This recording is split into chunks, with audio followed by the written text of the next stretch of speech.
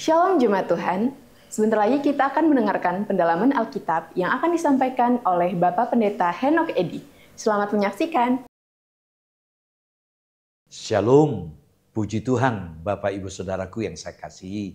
Kita kembali melanjutkan kelas kita, pembelajaran kita tentang Kristologi secara khusus dalam perjumpaan kita kali ini.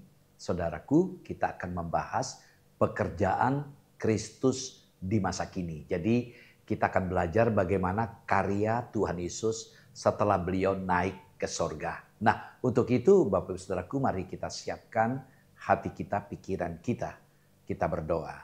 Bapa kami dalam sorga, sungguh kami bersyukur buat kesempatan yang boleh Kau berikan kepada kami untuk kembali kami belajar dari firman-Mu.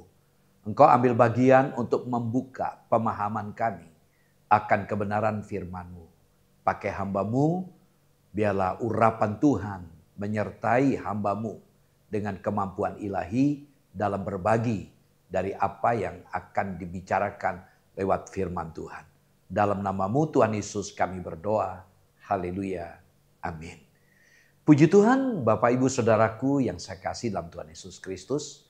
Dalam perjumpaan kita kali ini saya mengajak Bapak Ibu Saudaraku untuk kita belajar bersama-sama melihat apa dan bagaimana keadaan Yesus setelah beliau naik ke sorga dan apa saja yang beliau lakukan bagi umatnya yang ditinggalkan di bumi ini, di dunia ini. Nah, Bapak Ibu Saudaraku, ya kita akan belajar dan tentu tidak bisa selesai dalam perjumpaan kita kali ini. Saya akan lanjutkan minggu mendatang. Jadi ada dua bagian yang akan kita bahas karena banyak ayat-ayat untuk memperkuat apa yang akan kita bicarakan ini. Nah, Bapak Ibu Saudaraku, pekerjaan Kristus di masa kini atau karya Tuhan Yesus Kristus sekarang ini, yang dimaksudkan di sini itu adalah pekerjaan dari Tuhan Yesus Kristus di antara kenaikannya ke sorga dan kedatangannya yang kedua kali. Jadi ini antara naik dan turun nanti. Jadi pokok bahasan karya Tuhan Yesus masa kini sangat-sangat kurang mendapatkan perhatian, bahkan mungkin sangat-sangat diabaikan. Ya, akan tetapi pokok ini penting ya sehubungan dengan keyakinan kita bahwa Yesus Kristus itu hidup. Dan saat ini beliau memerintah di sorga. Nah, jadi pastilah Tuhan Yesus mengerjakan segala sesuatu bagi kita yang hidup pada masa kini. Saudaraku, jadi pekerjaan Kristus sekarang yang dimaksudkan di sini adalah dimulai dari kenaikannya ke sorga dan diakhiri dengan kedatangannya bagi gerejanya kelak. Nah, saudaraku, bagian pertama ini kita akan selesaikan dalam pertemuan kelas ini. Yang pertama adalah pelayanan Yesus Kristus di sorga. Ada 4 hal boleh kita lihat di sini apa saja pelayanan Yesus di sorga. Yang pertama kita lihat adalah Tuhan Yesus Kristus menjadi Tuhan alam semesta. Yesus menjadi Tuhan alam semesta. Saudara, hal ini dapat dilihat dalam kenyataan bahwa ia duduk di sebelah kanan Allah Bapa, yang berarti Tuhan Yesus mengambil bagian dalam kemuliaan Bapa tanpa menggantikan atau meniadakan Sang Bapa. Ia bersama Bapa memerintah alam semesta dan segala makhluk di dalamnya. Nah, ketika kita bicarakan hal ini, bisa muncul hal-hal yang kontradiktif yang bisa menjadi bahan perdebatan. Kita tahan sejenak, saya akan menjelaskan. Jadi, saudaraku, Tuhan Yesus merupakan penguasa tertinggi. Nah, kita melihat bagaimana pernyataan-pernyataan dalam Alkitab, kitab suci membuktikan hal ini. Kita lihat pertama 1 Petrus pasal 3 ayat 22. 1 Petrus pasal 3 ayat 22. Yang duduk di sebelah kanan Allah setelah ia naik ke surga sesudah segala malaikat, kuasa, dan kekuatan ditaklukkan kepadanya. Saudaraku, jadi ayat ini menjelaskan duduknya Tuhan Yesus Kristus di sebelah kanan Allah Bapa.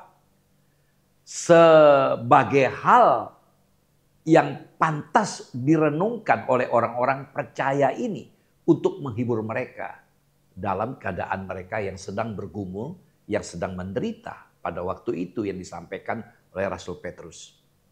Nah, saudaraku, jadi kita melihat Tuhan Yesus itu berkuasa atas penguasa-penguasa, kekuatan-kekuatan, dan kerajaan. Dan tiap nama yang disebut. Jadi bukan hanya di dunia ini saja, saudaraku. Melainkan juga di dunia yang akan datang. Jika pengangkatan Kristus sedemikian mulia sesudah ia mendapatkan penghinaan yang begitu mendalam, maka janganlah para pengikut-pengikutnya berputus asa.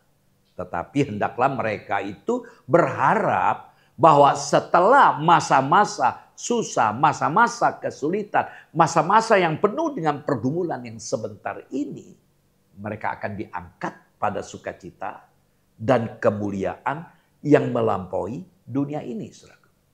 Jadi Petrus ingin para pembaca suratnya mengetahui bahwa ia, yaitu Yesus Kristus yang duduk di sebelah kanan Allah Bapa, setelah ia naik ke surga, Yesus Kristus memiliki dimensi sejarah. Ia adalah seorang laki-laki, lahir dari seorang perempuan, dibesarkan di Nazaret, seorang pengkhotbah dan nabi. Bahkan disebut juga rabi. Jadi secara nyata Yesus sudah menyembuhkan orang buta. Secara mujizat memberi makan 5.000 orang. Laki-laki jelas, belum perempuan, belum anak-anaknya. Bahkan berubah wujud di hadapan ketiga muridnya. Di mana ketika pemuliaan itu terjadi, yaitu di mana Yesus, Musa dan Elia dimuliakan. Nah, saudara, di bawah Pontius Pilatus dan atas desakan orang-orang Yahudi, artinya umatnya sendiri, bangsa Romawi menyalibkan Yesus. Pada hari ketiga ia dibangkitkan oleh kuasa Allah. Yang penting bagi iman Kristen itu adalah bahwa pelbagai peristiwa-peristiwa ini dan yang lainnya terjadi secara nyata. Tetapi itu belum semuanya. Sekadar rasa ingin tahu yang aneh tidak bisa memadai untuk mengalami Kristus. Yesus sekarang memerintah. Ia naik ke surga. Sesudah segala malaikat, kuasa dan kekuatan ditaklukkan kepada dia. Petrus tertarik lebih daripada siapa Yesus sebenarnya. Sebagai manusia, ia juga tertarik siapa dia sebagai anak Allah. Dikatakan tadi duduk di sebelah kanan. Itu memiliki simbolisme sendiri, memiliki arti makna.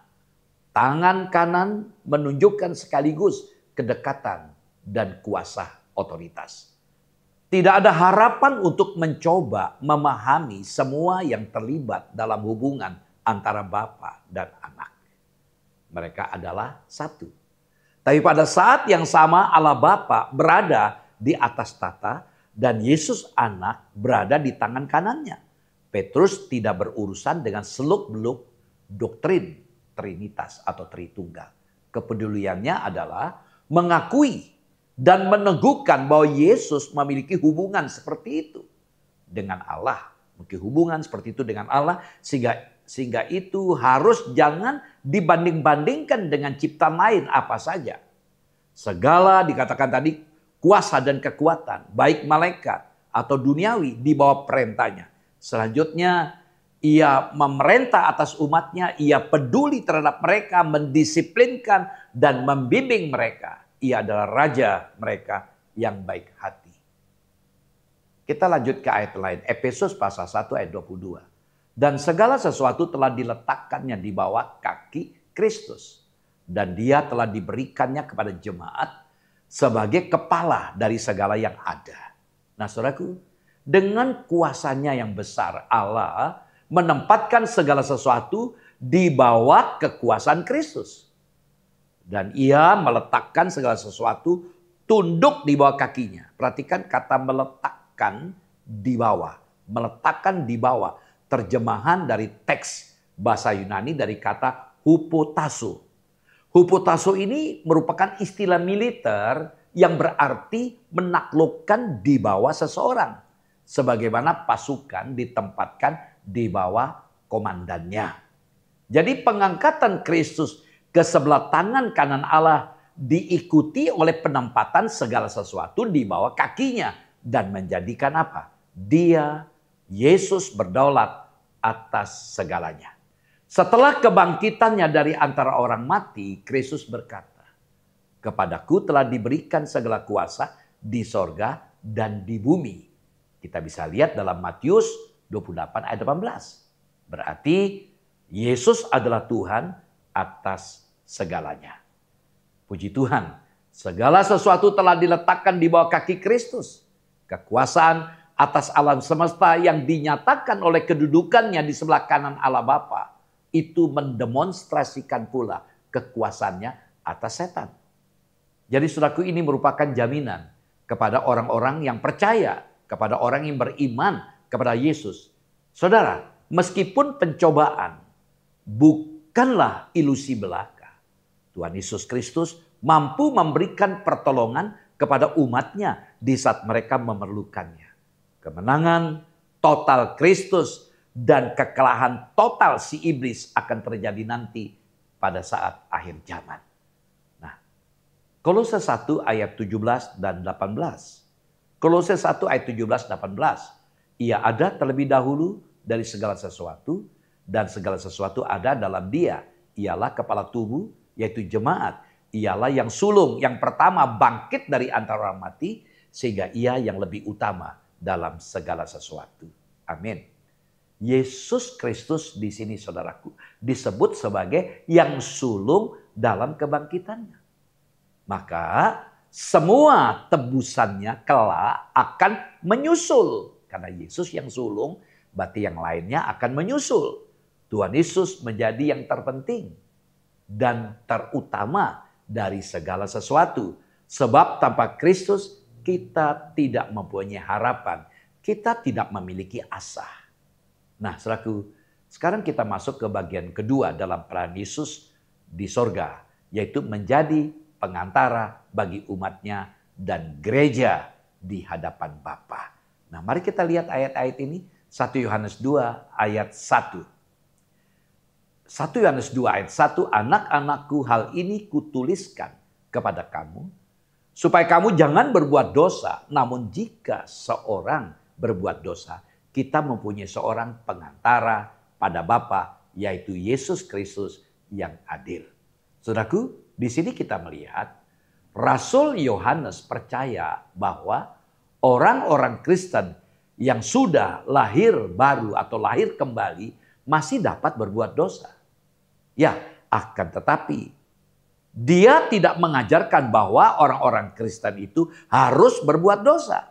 Dia malah menasehati para pembacanya, artinya orang-orang yang beriman kepada Yesus untuk hidup tanpa dosa. Jadi Rasul Yohanes memang menginginkan pembacanya serius sungguh-sungguh memperhatikan masalah dosa. Ia berharap mereka tidak berbuat dosa karena dosa dapat merusak hubungan, dapat merusak persekutuan mereka dengan Allah. Sebagaimana tertulis dalam 1 Yohanes 1 ayat yang ke-6. Jadi pertobatan seharusnya mengubah hubungan manusia dengan dosa. Lagi pula Allah tidak pernah menginginkan manusia melakukan dosa. Karena Allah itu kudus. Ya, kita bisa memperoleh seluruh kemenangan iman dari Tuhan Yesus Kristus. Jika manusia berdosa juga, itu terjadi karena kelemahan si manusia itu. Sebab dia tidak bergantung kepada Tuhan Yesus. Namun Tidak berhenti sampai di situ, saudara. Kita memiliki seorang pembela. Itu dikatakan tadi. Pembela di sini adalah Tuhan Yesus Kristus. Seorang pembela biasanya harus berargumentasi dengan menunjukkan bukti-bukti bahwa kliennya tidak bersalah. Tapi Yesus setuju bahwa manusia bersalah. Lalu ia mengajukan pengorbanannya sendiri untuk menggantikan kebersalahan saudara dan saya dan dosa seluruh dunia. Luar biasa kasih Tuhan. Setelah itu persekutuan manusia dengan Allah itu diperbaiki. Tanpa ada pengorbanan, tanpa ada pergantian dosa, maka kita tidak akan ada hubungan dengan Bapa. Mari kita perhatikan ungkapan dalam ayat tadi kita baca. Kita mempunyai seorang pengantara pada Bapa. Jadi ini berarti sebuah present aktif indikatif. Perhatikan bentuk waktunya. Present aktif indikatif yang menunjukkan kepada syafaat Yesus yang sedang dan terus berjalan sebagai pengantara ilahi kita. Istilah di sini pengantara adalah parakletos. Ini adalah istilah hukum untuk seorang pengacara pembela atau seorang yang dipanggil berjalan di sisi untuk menolong. Karena kata parakletos dari kata para itu di samping, ya kletos dari kata kalio memanggil. Jadi pribadi yang dipanggil untuk ada mendampingi. Puji Tuhan. Lanjut ke Roma pasal 8 ayat 33, 34. Siapakah yang akan menggugat orang-orang pilihan Allah? Allah yang membenarkan mereka. Siapakah yang akan menghukum mereka? Kristus Yesus yang telah mati. Bahkan lebih lagi yang telah bangkit, yang juga duduk di sebelah kanan Allah, yang malah menjadi pembela bagi kita. Amin. Saudara, ayat ini mendaftarkan beberapa aspek dari pelayanan Tuhan Yesus Kristus. Dikatakan tadi, ia mati. Kemudian yang kedua, ia bangkit. Yang ketiga, ia ada di sebelah kanan Allah. Dan ia membela orang-orang percaya. Saudara, kematian Yesus membayar denda bagi dosa kita. Kebangkitan Yesus menunjukkan penerimaan Bapa akan pelayanan anak dan memberikan pengharapan di hadapan penganiayaan dan maut. Pemuliaan Yesus di sebelah kanan Allah Bapa dan pembelaan bagi orang-orang percaya itu memberikan mereka semangat untuk berjuang dalam pergumulan iman yang gigih. Perhatikan ungkapan ini, sebelah kanan Allah. Ini merupakan sebuah penggambaran antropomorfis. Allah tidak memiliki tubuh jasmani, saudara. Ia adalah roh. Penggambaran ini berbicara mengenai posisi kekuasaan, otoritas, dan superioritas. Yesus pembela kita. Tidak mungkin orang-orang pilihan Allah itu dihukum. Karena Kristus Yesus sendiri ada di pihak kita. Dia menjadi pembela. Dengan suatu peningkatan yang mulia, Tuhan Yesus Kristus disebut yang telah mati. Ayat tadi. Tapi lebih daripada hanya berusaha menjadi korban bagi kita. Pengorbanannya sudah diterima oleh Bapaknya. Sehingga dia telah bangkit. Tetapi lebih dari itu Tuhan Yesus diberi tempat yang paling mulia. Yaitu di sebelah kanan Allah. Dan lebih dari itu di sana. Dia menjadi pembela bagi saudara dan saya. Puji Tuhan. Dengan demikian saudaraku, maka kasih setianya selalu dialirkan kepada kita. Tuhan Yesuslah, yaitu Yesus Kristus menjadi korban, pengganti kita. Dia menjadi pembela kita. Setiap kali iblis atau roh-roh jahat mau berkata kepada Allah, lihatlah, dia melakukan apa yang tidak benar. Dia tidak layak dikasihi. Mengenai kita, kita digugat di hadapan Allah. Maka Yesus Kristus membela kita. Bukan dengan mengemukakan amal kita, tapi dengan mengemukakan pengorbanannya. Apa yang dia lakukan di kayu salib bagi kita. Allah Bapa selalu puas. Itulah pemuasan hati Allah. Puji Tuhan. Saudaraku, kita melanjutkan bagian ketiga. Pelayanan Yesus di sorga menjamin keselamatan umatnya. Mari kita lihat beberapa ayat ini. Ibrani 7 ayat 25. Karena itu ia sanggup juga menyelamatkan dengan sempurna semua orang yang oleh Dia datang kepada Allah. Sebab Ia hidup senantiasa untuk menjadi pengantara mereka. Perhatikan di sini, Ia sanggup juga menyelamatkan dengan sempurna. Saudaraku, perlu disadari bahwa istilah selamat dalam ayat ini memiliki arti bahwa Dia akan menang. Dan kita yang setia sampai kesudahannya boleh ikut dalam kemenangannya.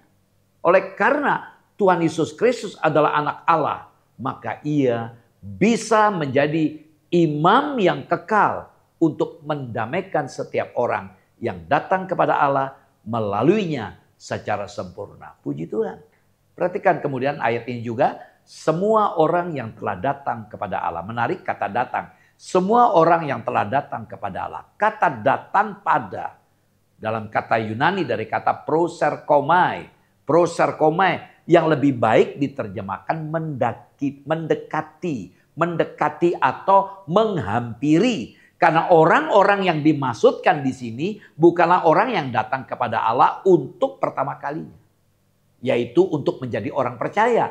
Tetapi dalam ayat ini orang yang dimaksudkan di sini adalah kita yang boleh mendekat kepada Dia. Untuk apa? Untuk ditolong setiap saat dalam kehidupan kita. Puji Tuhan.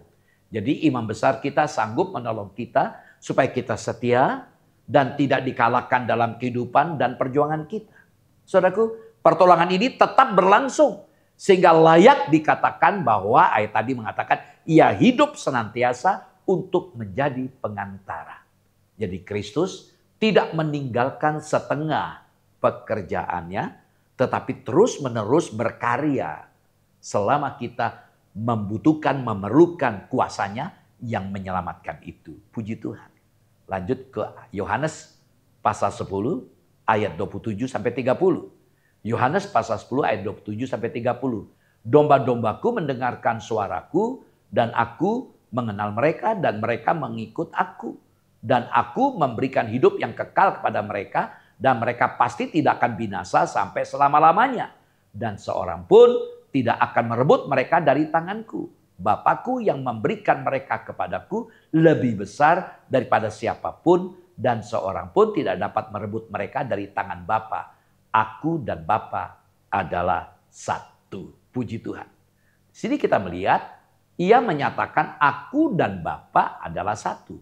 Perhatikan kata satu. Secara harafiah kata satu di sini berarti satu benda. Yang menunjukkan bahwa Yesus dan Bapa merupakan kesatuan. Yesus sedang membuat pernyataan yang berani lagi tentang keilahiannya. Dengan menyatakan bahwa Ia sungguh-sungguh anak Allah.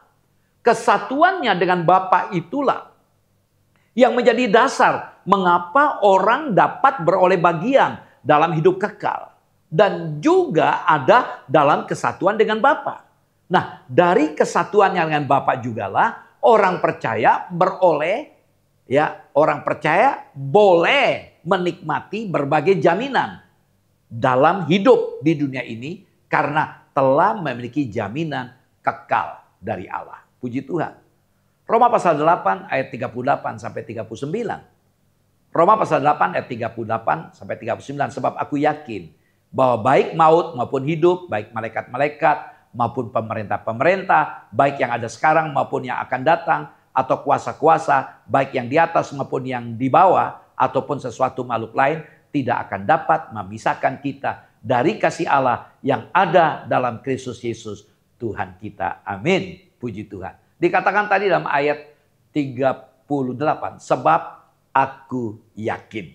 Perhatikan, sebab aku yakin itu merupakan terjemahan berbentuk pasif dari kata Yunani peito. Kata peito artinya meyakinkan. Yang mengacu kepada keadaan yakin sepenuhnya tanpa adanya keraguan-raguan. Dalam versi King James, Alkitab King James bahasa Inggris menulis aku yakin. Dalam versi yang lain dikatakan aku benar-benar yakin. Jadi kita bisa yakin teguh bahwa Kristus tetap mengasihi kita. Akan ada tetap di pihak kita meskipun sekilas situasi tampak tidak menguntungkan. Nah saudaraku, firman Tuhan mengajak kepada kita melihat semua penderitaan itu dari sudut Kristus yang mengasihi kita. Sehingga kita diyakinkan bahwa baik maut maupun hidup, malaikat, pemerintah-pemerintah dan kuasa-kuasa dan makhluk-makhluk lain tidak akan dapat memisahkan kita dari kasih Allah yang ada dalam Kristus Yesus. Saudara, perhatikan berbagai bentuk dan tingkatan kuasa yang mungkin mengganggu hidup kita. Tidak satu pun mampu membuat kita itu lepas dari kasih Kristus. Saudara, kita tidak meraih kemenangan kita, tapi kita menikmati kemenangan yang sudah Tuhan Yesus ciptakan itu dalam kenyataan hidup kita saat demi saat, waktu demi waktu. Puji Tuhan. Yudas pasal 1 ayat 24. Hanya satu pasal ya. Yudas ayat 24. Bagi dia yang berkuasa menjaga supaya jangan kamu tersandung. Dan yang membawa kamu dengan tidak bernoda dan penuh kegembiraan di hadapan kemuliaannya. Selaku Yudas, ini bukan Yudas yang berkhianat ya. Yudas menutup suratnya dengan salah satu doksologi, puji-pujian yang paling indah dalam Alkitab kita. Yudas sudah mengingatkan orang-orang percaya bahwa dia harus membangun dirinya dan memelihara dirinya di dalam kasih Allah. Sekarang ia menyeimbangkan panggilan itu kepada tanggung jawab pribadi dengan jaminan kasih karunia Allah. Jangan ada keraguan, Kristus akan selalu berdiri di samping orang percaya, menjaga dia, mencegah agar ia tidak jatuh. Jadi bagi jemaat yang dikelilingi pengajar-pengajar palsu yang menyangkal Kristus dan hidup menurut hawa nafsu kefasikan, Yudas menunjukkan karakterisasi Allah secara relevan. Allah yang layak dipuji adalah Allah yang sanggup menjaga jemaat supaya mereka tidak tersandung. Allah yang layak dipuji juga adalah Allah yang berkuasa membawa jemaat dengan tidak bernoda di hadapan kemuliaannya. Puji Tuhan. Jadi Tuhan Yesus Kristus inilah yang berkuasa menjaga kita supaya tidak tersandung. Di dalam kata-kata ini tidak ada apapun yang mendorong orang percaya untuk bersikap congkak atau sombong. Dialah Allah yang menjadi pengharapan kita. Dialah jaminan bahwa penderitaan kita di bumi akan berakhir. Dialah jaminan bahwa perjuangan kita tidak akan sia-sia. Dialah yang menjamin bahwa kita akan masuk ke dalam kemuliaan yang dijanjikannya. Puji Tuhan. Bagian terakhir yang keempat, pelayanan Yesus Kristus di sorga, yaitu menyediakan tempat bagi orang percaya di sorga. Dia naik ke sorga untuk menyediakan tempat bagi orang percaya. Kita lihat Yohanes 14 ayat 1 dan 2. Janganlah gelisah hatimu, percayalah kepada Allah, percayalah juga kepadaku. Di rumah Bapakku banyak tempat tinggal.